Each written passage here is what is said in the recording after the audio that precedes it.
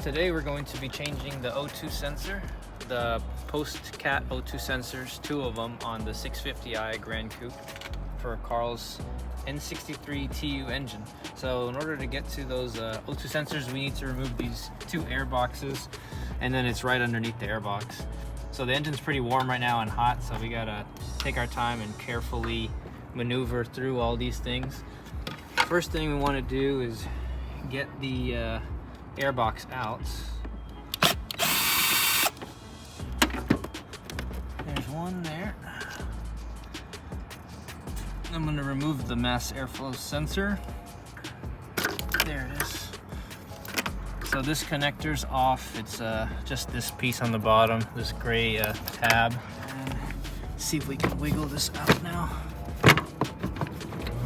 So there's another piece on the bottom here connected to the lower air box right over here. So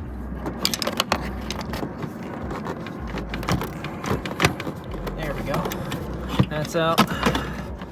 So when you have the upper and lower part of the air box disconnected, you just got to remove the grommets, and then we have access to that O2 sensor right over there. 22, or like a typical 22 millimeter O2 sensor socket. So let me see if I can get one on it.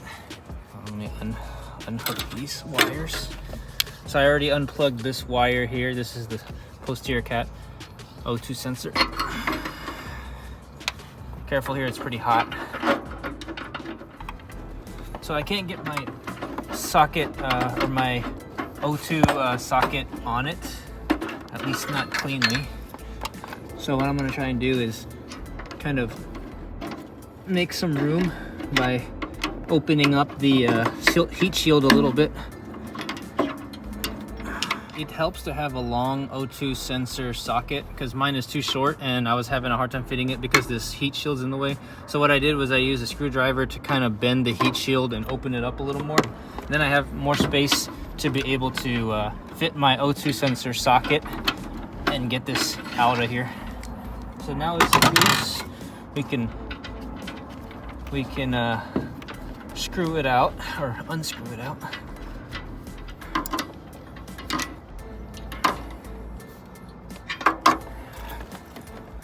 Okay, let's take a look at it. So this is the faulty O2 sensor. Looks like it's okay. What's really the issue, I believe, is it's an electrical issue. So it could be that maybe the wire or something has something wrong with it. But the O2 sensor itself looks pretty good. Right over here, you can compare the length of the cable.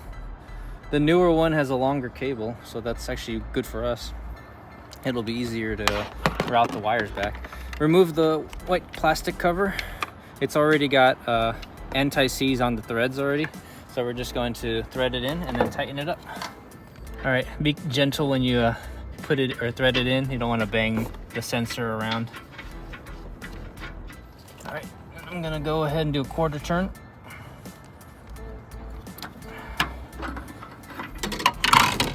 We're gonna route the wiring on these pieces here.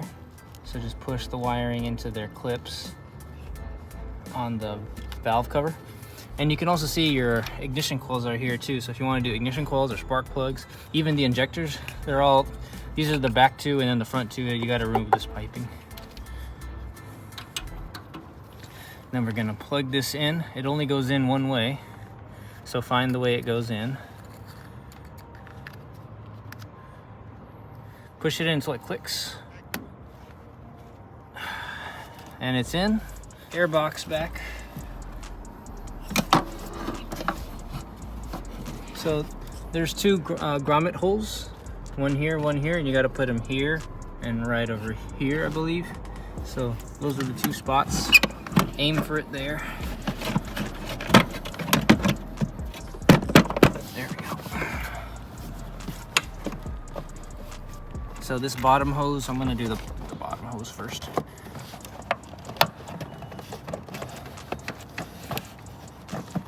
Push it forward until it clicks into place. There you go, that's in. All right, let's see. So I just want to make sure the whole thing's in and not the bottom's not missing, because can't see if the bottom of the hose is going in or not. Okay, there, it's in.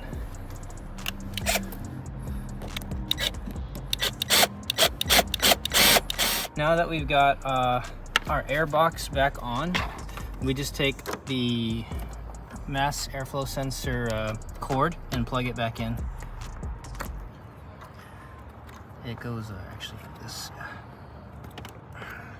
So we're going on the passenger side. This actually has some kind of a heat shield clip, and the other side didn't. So I'm wondering if that had to do with the electrical failure because of the heat. The other side didn't have this thing. But in order to get this off, you just gotta take a screwdriver underneath and then kind of pluck at it, and then now you can see it came off. Try to not lose the clip. We'll put it up there and then pull this little heat shield thing out. And then you can take it all the way through the this cord. Okay, this one looks a little bit worn. I think I hear the RS. Wonder if that's it. Anyway, yeah, this one looks slightly worn. That's what it looks like for the driver's side. So I finished both sides. We've got both of the O2 sensors behind the cat, or the post-cat O2 sensors done. Now I'm gonna put the engine cover back on. That concludes this video on O2 sensors for a 650i.